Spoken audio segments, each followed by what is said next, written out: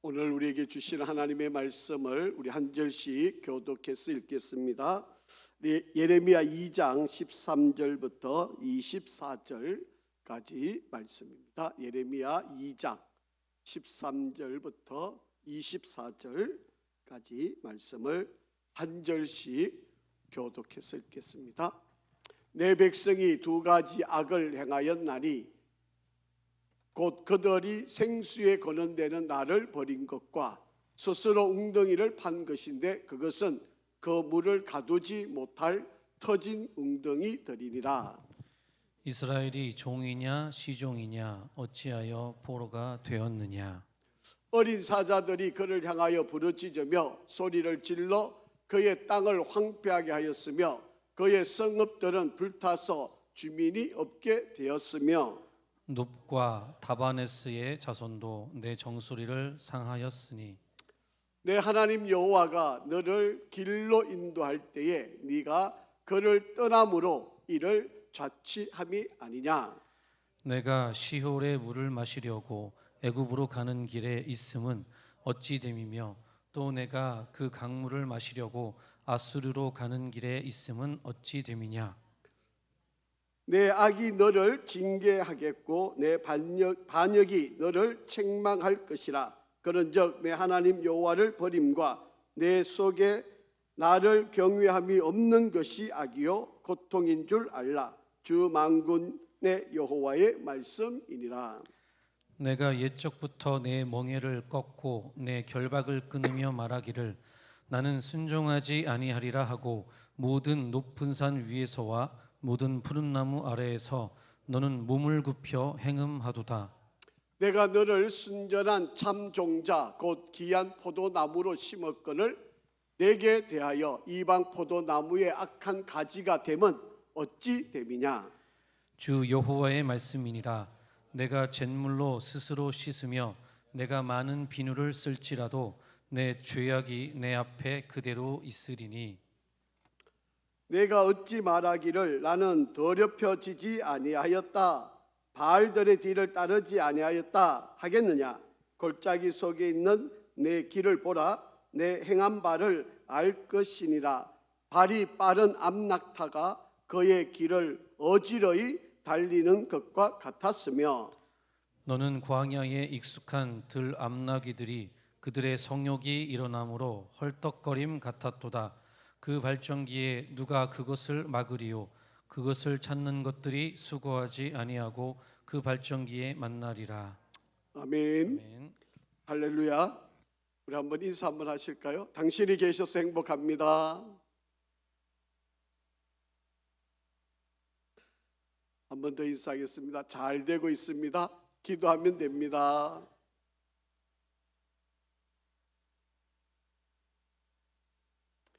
우리가 생활을 하면서 꼭 필요한 것들이 많이 있죠. 꼭 없어서는 안 되는, 그리고 우리가 있어서 매우 귀중한 그러한 것들이 있을 터인데, 여러분 아마 여러분 매일 아침에 여러분이 옷을 단장을 하고 난 뒤에 꼭 보고 가시는 게 있죠. 그게 뭔가 하면 바로 거울입니다. 거울은 왜 필요한 걸까요? 거울은 왜 필요할까요? 여러분이 옷을 입었는데 이 옷이 제대로 잘 입혀져 있는지, 혹은 머리는 흐트러져 있지는 않는지, 혹은 뭐 다른 게 묻어져 있지는 않는지, 이거를 더듬어 보기 위한 거잖아요. 그래서 이 거울을 꼭 봐야 됩니다. 그런데 거울을 보지 않고 만약에 회사에 출근하거나 길을 나서게 되면 자칫 잘못하면 사람들한테 웃음거리가 되고 또 손가락질 당하기도 하고 우리의 모습이 초라해질 수밖에 없는 것입니다. 그런데 사실은요, 이 거울은 우리가 먹고 사는 문제하고는 별 그렇게 상관이 없는 일입니다. 뭐 거울이 있어도 되고 없어도 되지만, 그러나 이 거울이 없으면 우리가 때로는 다른 사람들한테 창피함을 당하고 부끄러운 일을 당할 수도 있다라고 하는. 그래서 자기 자신을 돌아보기 위해서 내가 지금 제대로 옷을 잘 입었는지, 넥타이를 제대로 잘 맸는지, 혹시 옷 고름이 제대로 잘 서 있는지 이런 것들을 내가 보기 위해서. 그래서 이 거울이 꼭 필요한 것이다. 그래서 여러분, 거울은요, 내 모습을 그대로 보여줍니다. 거울을 보게 되면 지금 내 모습이 어떤 모습인지, 어떤 상태에 있는지, 어떤 처지에 있는지를 잘 보여주는 거예요. 지금 여러분 거울 안 보고 지금 내 상태를 아무리 보고 이해를 해도 여러분을 제대로 이해할 수 없잖아요. 지금 뭐가 묻어 있는지를 여러분 알 수 없잖아요. 거울을 봐야만 내 모습이 지금 옷이 좀 삐뚤어져 있구나, 뭐가 지금 뭐가 잘못되어 있네, 뭐 이거 넥타이도 삐뚤어져 있네, 이런 거를 알 수 있어요. 그런데 거울을 안 보면 전혀 내가 그런 것을 알 수가 없다라고 하는 것입니다. 그런데 여러분이 화가 났을 때 고래고래 막 소리 지르고 얼굴에 막 핏줄이 막 서고 막 이랬던 모습으로 여러분 막 화가 났을 때 거울을 한번 보시기 바라요. 아마 여러분이 그때 거울을 보게 되면 깜짝 놀라게 될 것입니다. 막 화가 나가지고 내가 막 물불을 못 가리는 바로 그런 상황에서 내가 거울을 보면 여러분, 정말 여러분의 모습이 어떤 모습일까 한번 여러분 잘 한번 생각해 보시기 바랍니다. 절대로 그 모습을 가지고 아름답다, 멋있다 그렇게 말은 하지 못할 것입니다.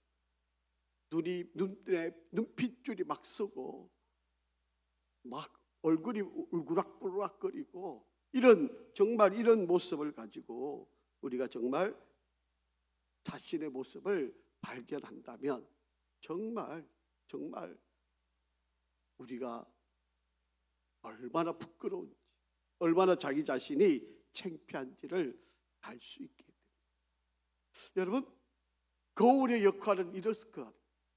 나의 옷 모습도 잘 바라보게 하지만 때로는 나의 모습 됨됨을 그대로 비춰줄 수 있는 게 바로 이 거울이라고 하는 겁니다.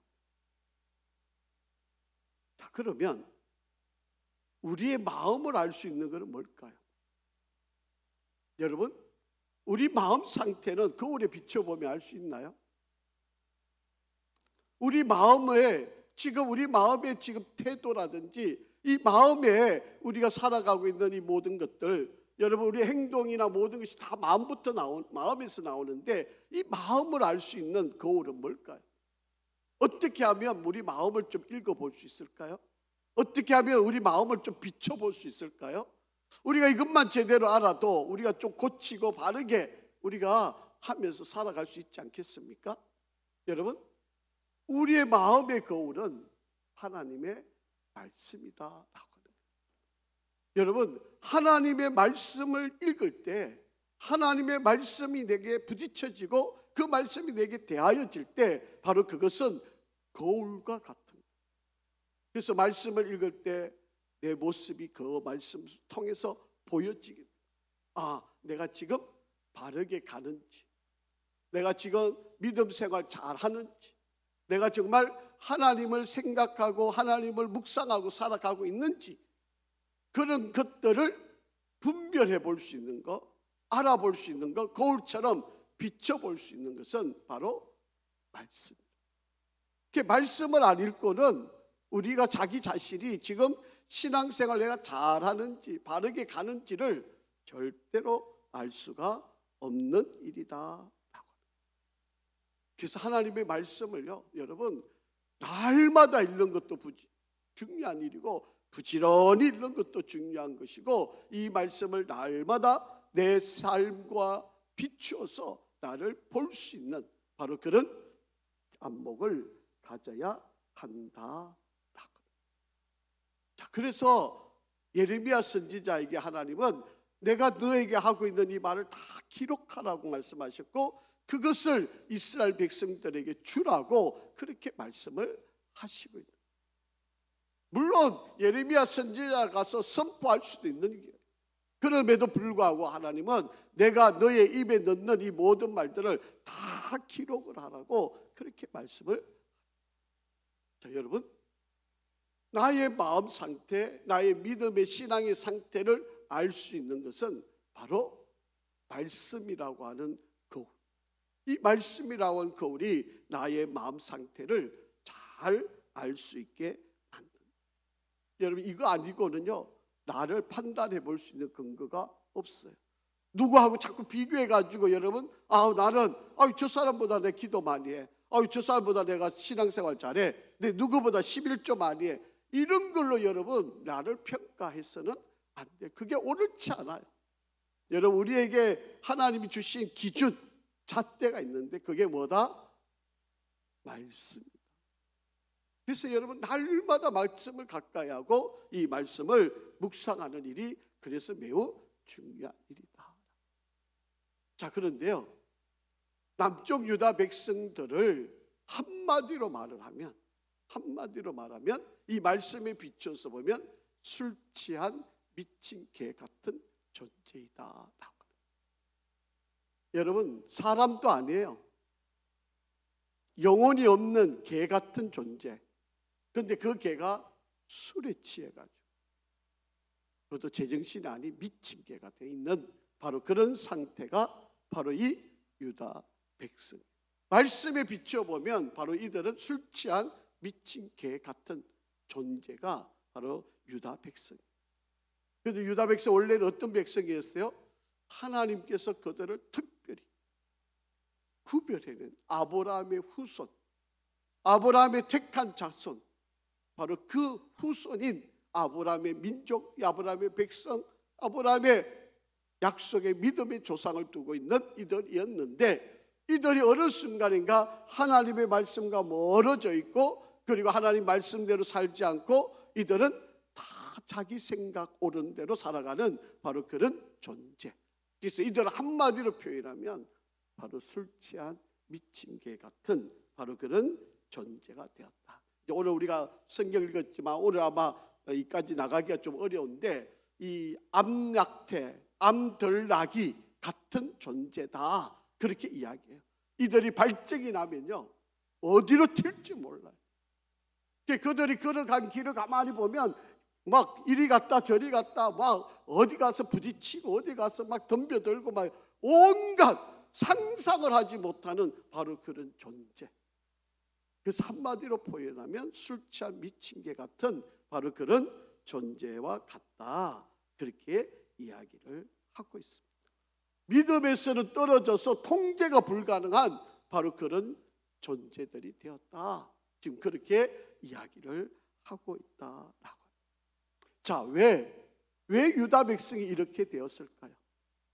왜 유다 백성들이 하나님의 그 고귀한 믿음의 조상을, 아브라함을 믿음의 조상으로 섬기고, 그리고 하나님께서 모세를 통해서 그 고통 가운데 있는 이 백성들을 약속의 땅으로 건져 구원해내고 하나님이 허락한 젖과 꿀이 흐르는 약속된 그 땅에서 살아가고 있는 이 백성들이 왜 이들이 이렇게 되었을까?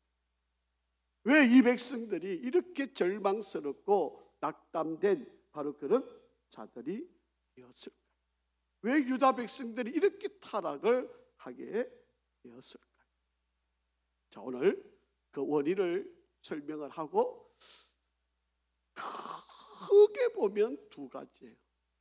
크게 보면 자잘한 거는 너무 많이 있는데, 오늘 성경 말씀에 보면 크게 설명을 하면서 우리에게 두 가지를 설명을 합니다. 자, 13절 한번 읽어볼게요. 시작. 내 백성이 두 가지 악을 행하였나니 곧 그들이 첫째 무한 죄다, 생수의 근원이 되는 나를 버린 것. 이게 첫 번째 죄악이고, 두 번째는요 스스로 웅덩이를 판 것인데 그것은 그물을 가두지 못할 터진 웅덩이들이니라. 그렇게 돼요.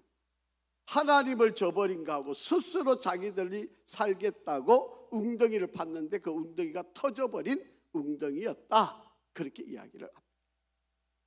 이스라엘 백성들, 특히 남쪽 유다 백성들이 하나님 앞에 지은 죄, 이들이 이렇게 미친 개가 된 바로 이런 존재, 바로 그것은 첫째는 하나님을 버린 것. 두 번째는 스스로 자기가 살겠다고 웅덩이를 팠는데 그 웅덩이가 터져버려서 물을 가두지 못하는 바로 그런 상황. 바로 이것이 바로 이들이 하나님 앞에 지은 죄다라고 하는 겁니다. 그래서 신앙적으로 보면 하나님을 버리고 우상을 섬기는 바로 그런 것. 가난하게 보면 바로 이 죄입니다. 여러분, 예레미야 시대에 이제 불과 이제 40-50년이 지나면 이 하나님이 심판을 하실 수밖에 없는, 멸망을 시킬 수밖에 없는 바로 그런 상황에 놓여 있는 이 이스라엘 백성, 남쪽 유다 백성에게 하나님이 예레미야를 보내서 마지막 일말의 기대를, 소망을 주기 위해서 예레미야 선지자를 보낸 거예요. 제발 하나님께로 돌아와라. 제발 좀 나한테로 돌아와라. 그러면 내가 다 용서하고 너희들을 다 품고 너희들 옛날 아브라함의 그 영광, 다윗의 그 영광, 그것을 내가 다 이루게 하겠다. 그렇게 하나님이 약속을 하고 계신 내용입니다.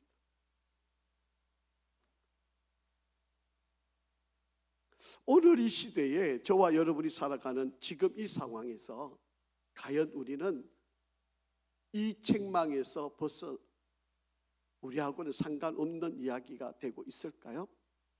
생수의 근원이 되는 나를 버린 것. 정말 생수의 근원이 되는 예수 하나님을 우리가 끝까지 붙들고 그 하나님을 신뢰하고 그 하나님을 의지하는, 여러분, 물의 근원, 샘의 근원이 되는 바로 그 하나님께만 우리가 오로지 그 하나님만 나의 참된 주인으로 섬기고 그분만이 나의 전부임을 고백하며 살아가는 바로 그런 삶. 그렇게 우리가 지금도 살아가고 있을까? 한번 우리가 진지하게 질문을 한번 던져보실 필요가 있습니다. 그 두 번째 죄는요, 자기 스스로 웅덩이를 팠다는 건데요, 하나님이 절대로 다른 나라와 정치적인 동맹을 맺지 말아라, 그렇게 이야기하셨어요. 그런데 이들이 조금 어려우면 어디로 가요? 아수르로 달려가요. 또 조금 어려우면 어디로 가요? 애굽으로 달려가요. 하나님만 전적으로 믿어야 되는데, 그런데 그 애굽이란 나라, 아수르라고 하는 나라한테 빌붙어 가지고 우리 좀 살려다. 그래서 군사적인 동맹을 맺는, 바로 스스로 내가 살 길을 찾아서 하나님은 내가 너를 지킬 거다, 내가 너를 보호할 거다, 내가 너를 택했으니 내가 책임질 거다, 그렇게 하나님이 말씀하시는데 이스라엘 백성들은 그 하나님을 저버리고 그냥 아수르 그리고 애굽을 동경하고 그들에게 쫓아가서 살려달라고, 우리를 이 어려움에서 구원해달라고 그렇게 행동을 하는 거예요. 자, 이게 하나님 앞에 범죄하고 있는 죄악의 두 가지 형태예요. 자, 오늘 첫 번째, 우리 하나님을 버린 일에 대해서 조금 더 한번 살펴보려고 합니다. 생수의 근원이 되는 하나님을 버린 것, 이게 하나님의 죄다, 그렇게 지금 말씀을 하고 있습니다. 자, 여러분, 하나님께서 이 비유를 하시는데, 여러분 우리나라 상황하고 이스라엘이란 나라의 상황을 자꾸 여러분 견주어 보시면 이해하기가 너무 어려워요. 여러분, 우리나라하고 이스라엘하고 기후가 완전히 다르고 비가 오는 상황도 전혀 다르고, 여러분 우리나라는 비가 오면 물이 어떻게 해요? 잘 고여 있잖아요. 그래서 댐을 만들어 놓고, 그래서 댐을 잘 관리만 하면 우리가 한여름에 가뭄이어도 걱정 없이 지낼 수 있잖아요. 그런데 이스라엘에는 댐이 없어요. 댐을 할 수가 없어요. 거기는 땅이라고 하는 게 전부 다 그냥 비만 오면 다 빠져나가 버리는 거예요. 그게 비를 가두어 놓을 수 있는 그런 능력. 이게 물이 솟아오르는 샘이 있으면 이거는 정말 다행인 거예요. 그래서 우물을 파야 물을 마실 수 있는 그런 구조지, 우리처럼 물을 가둬 가지고 물로 우리가 어떻게 해결할 수 있는 그런 구조가 아니에요. 이게 우리나라로 자꾸 생각해서 지금 이 말씀을 이해하시려면 여러분 전혀 이해하기가 어려운 상황이니까 여러분 이것을 조금 더 이스라엘 상황에 맞춰서 제가 그때 설명을 드릴 때 여러분이 조금 이해를 하시면 되는 겁니다. 자, 여기서 생수의 근원이 뭐냐라고 하는 거예요. 여러분, 제가 성령이 사람을 변화시킨다. 그래서 사람이 거듭나려면 뭐와? 물과 성령으로 거듭난다고 했잖아요. 그때 물이 나오잖아요. 그때 이때 물이 뭐였습니까? 예? 하나님의 말씀이었잖아요. 여러분, 사람을 변화시킬 수 있는 그 능력의 근원, 바로 그것은 바로 물. 이 물은 바로 하나님의 말씀. 이스라엘 백성들이 물을 찾기 위해 가지고 이 물을 쫓아다니는데 하나님의 말씀이 물의 근원인데, 그런데 이들은 그 하나님의 말씀을 헌식자처럼 버렸어요. 아이고, 이거는 옛날에 출애굽할 때 그때 우리에게 주신 계명이야. 10계명. 아이고, 그 구닥다리. 아이고, 이제 오늘 이 시대에 뭘 그거를 지켜. 아니 613가지 그 법령 그거 다 옛날 거야. 지금 그런 거 필요 없어. 이러고 하나님의 말씀을 다 버렸어요. 그리고 뭐를 쫓아갔어요? 금송아지를 쫓아가는, 우상 숭배를 하는, 가나안 땅에 있었던 바알신, 비를 내리는, 농사를 잘 되게 하는 바로 그 신 앞에 가가지고 하나님, 아이고 우리 눈에 안 보이니까 그 하나님 버리고 바알신을 섬기자. 가나안 땅에 있었던 사람들이 섬겼던 바로 그 하나님을 섬기자. 그 신을 섬기자. 그러고 하나님의 말씀을 저버렸다. 그게 바로 생수의 근원되는 나를 버린 것이다. 하나님이 주신 말씀을 1.1획도 하나님이 헛되이 하시지 않으시고 이 말씀을 완성시켜서 하나님 나라 천국에 들어가게 만드시는 것이 하나님의 뜻인데, 사람들은 그게 좀 귀찮다고, 그게 좀 힘들다고, 그게 좀 자기한테 유익하지 않다고 그 하나님 말씀을 다 저버려요. 자, 여러분, 10계명이 있잖아요. 모세에게 하나님께서 계명을 주셨는데 그게 10계명이에요. 1계명부터 4계명은 누구에 대한 거죠? 하나님을 사랑하는 거예요. 5계명에서 10계명까지는 누구를 사랑하는 거죠? 이웃을 사랑하는 거예요. 자, 그러니까 이 두 가지는 뗄래야 뗄 수 있는 게 아니에요. 하나님 사랑하는 게 중요하니까 뭐 사람 사랑하는 게 좀 나중에 뒤에 뭐 좀 내가 형편이 풀리면 하는 거, 그거 아닙니다. 여러분, 이 두 가지는 늘 같이 가는 거예요. 어느 게 중요하고 어느 게 덜 중요한 게 문제가 아니에요. 이거는 똑같은 거예요. 여러분, 하나님을 사랑하는 사람이면 당연히 세상 사람들, 내 이웃을 사랑하게 돼 있잖아요.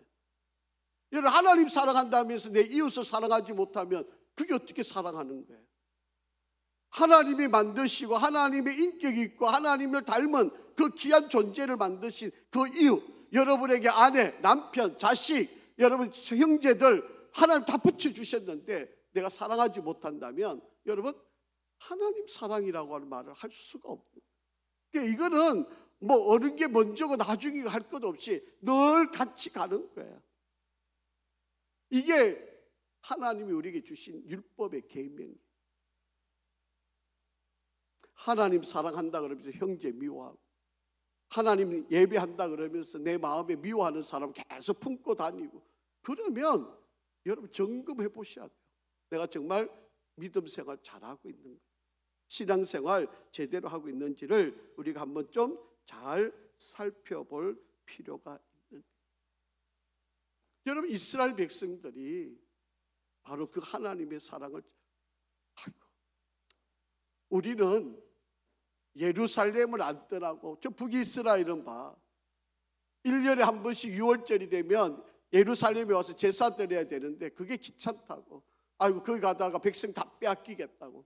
그래서 이들이 저 끝에 단하고 이 세겜 땅하고 베델에다가 단을 만들어 놓고 아이고 굳이 예루살렘까지 갈 필요가 뭐 있어.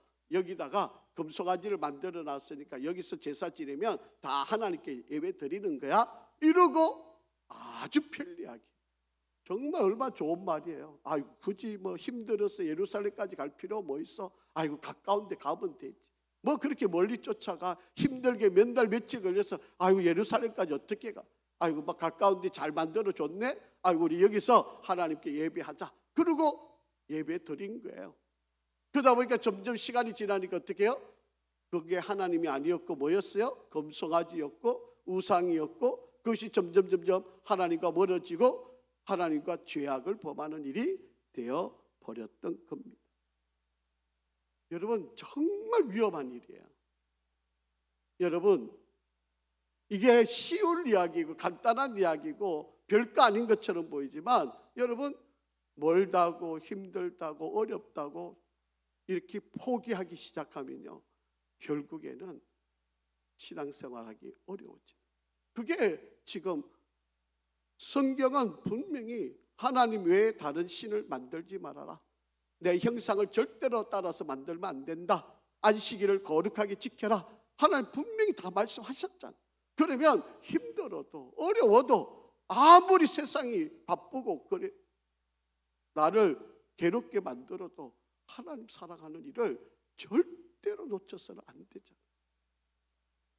그리고 내 이웃을 부모님을 공경하고 거짓말하지 말고 비판하지 말고 우리가 나의 이웃을 사랑하는 것 이거는 당연하게 함께 가야 되는. 그래서 하나님의 말씀만 잘 지키면 하나님이 축복을 주시는 어느 순간인가부터 조금씩 하나님의 말씀을 멀리하는 일들이 벌어졌다는 거예요.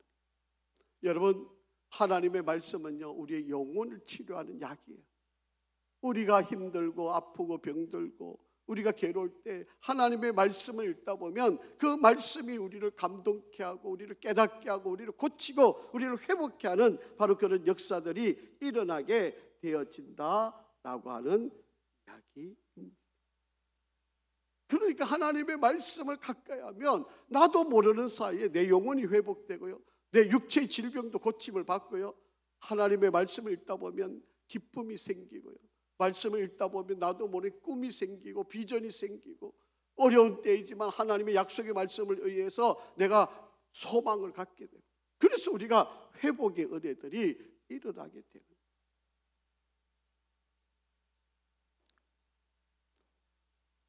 제가 좀 전에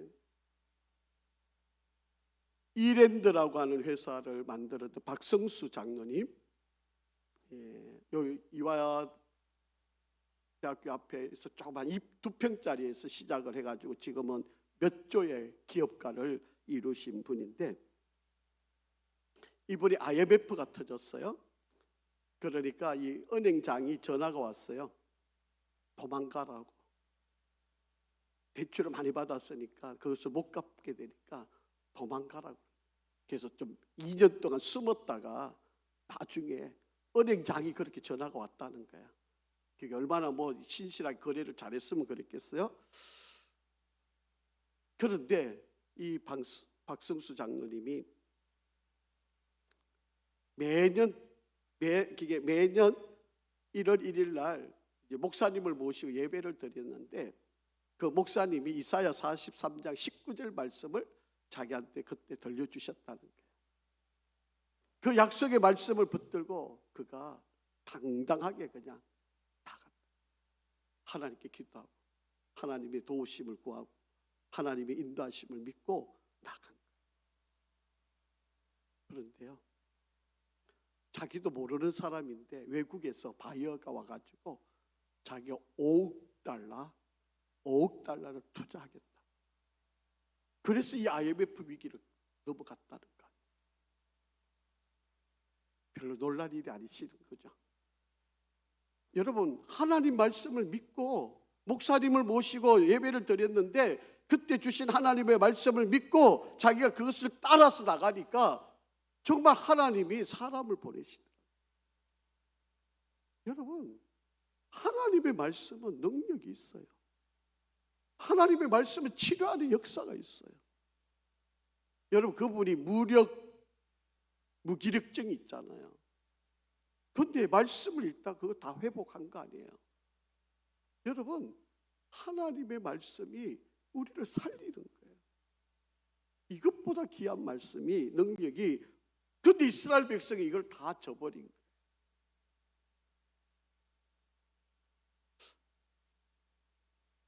제가 아까 앞에서 말씀드렸지만 우리나라하고 좀 달라요. 여러분, 이스라엘은요 비가 그렇게 많이 안 와요.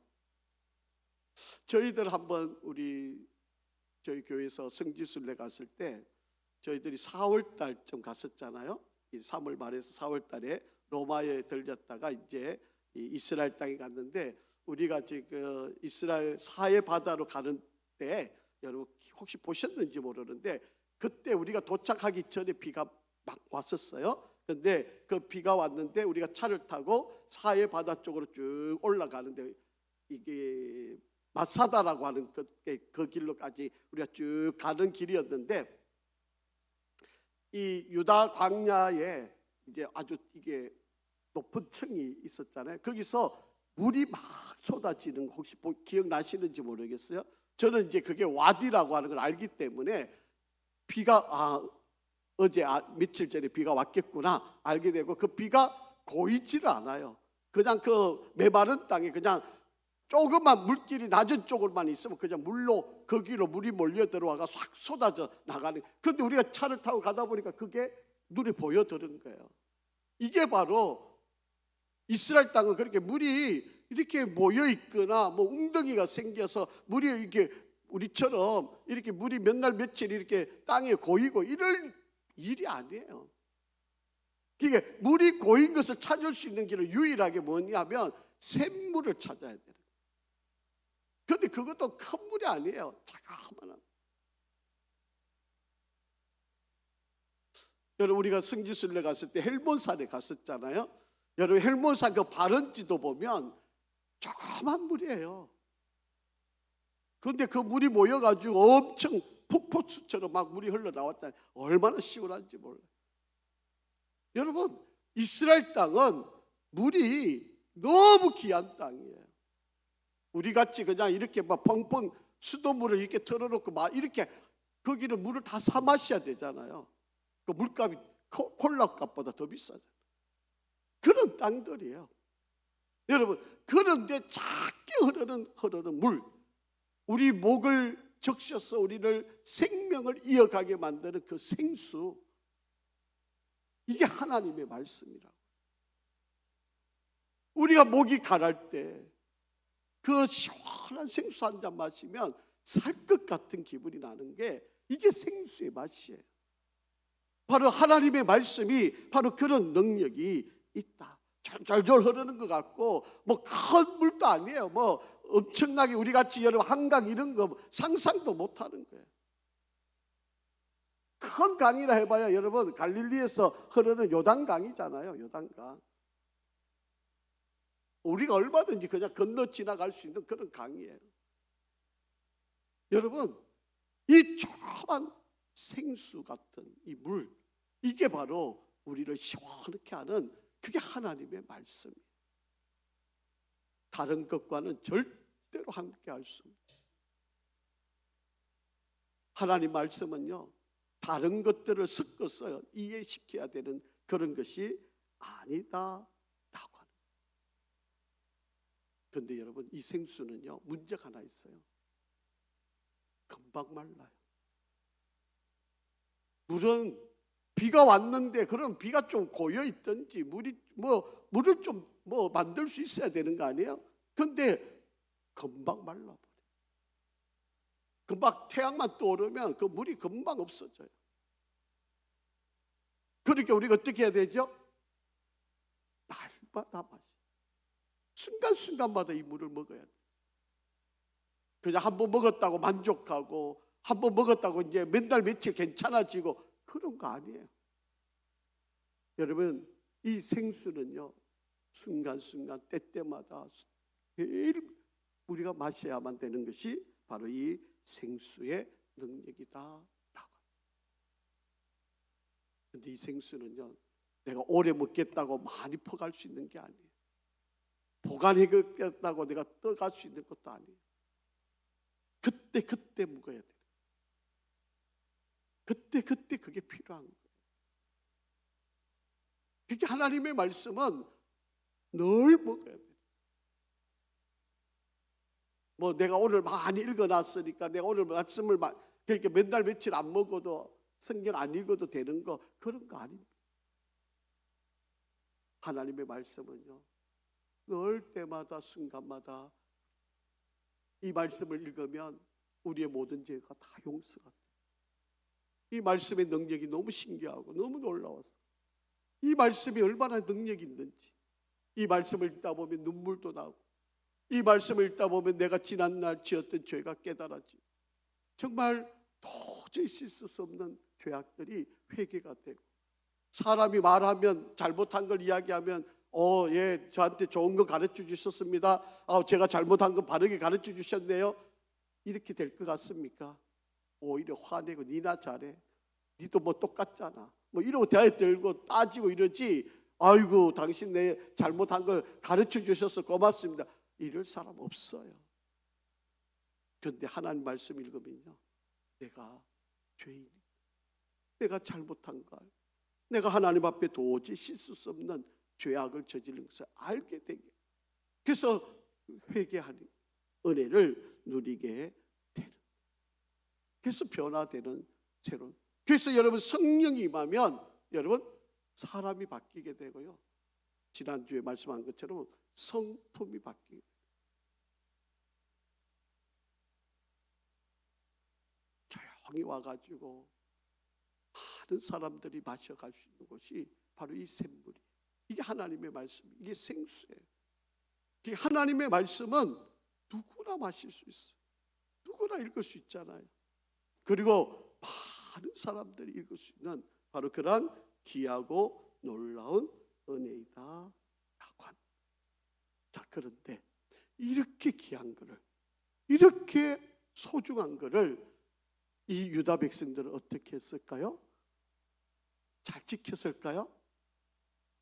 사는 게 바쁘다고, 어렵다고, 힘들다고, 전쟁이 매일 일어난다고, 아이고 우리 사는 게 너무 힘들어, 너무 괴로워, 그런다고 이 하나님 말씀을 더 가까이 하고, 이 말씀을 더 귀하게 여기고, 이 말씀을 더 소중하게 여겼을까요?